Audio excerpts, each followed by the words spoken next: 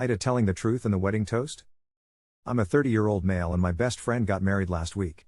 I just bought a house and my wife is expecting out son in November, so I let him know I was limited in what I could contribute financially, but did tell him I would try my best. So, I went to the bachelor party in Maine, I rented the tux, and paid for mine and my wife's dinner at the rehearsal dinner. I also had a gift of $300 that I was going to give them, but we will get to why I didn't give it to them. His, now wife, then fiancé, texted me multiple times a day with updates fine. I didn't always respond and it got to the point where if I didn't respond at least once a day, I'd get a call from my buddy. I have a full-time job and I'm redoing some rooms in my house, so I'm busy, she texted me for the following reasons. My wife was not allowed to talk about our pregnancy, at all.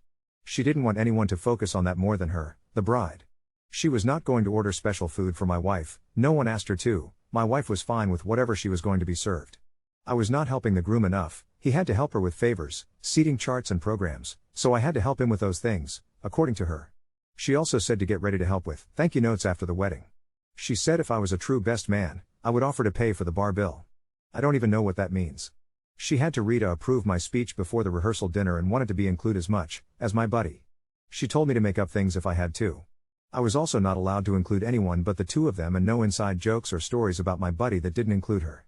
Her last text said to tell my wife to keep it together and not make a pregnancy scene during the wedding. Also, she wanted her to choose a dress that downplayed her pregnancy as much as possible.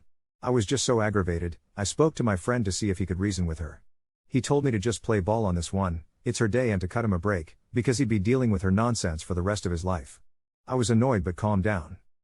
The day of, all the bride and my buddy do is scold me, berate me and bark orders.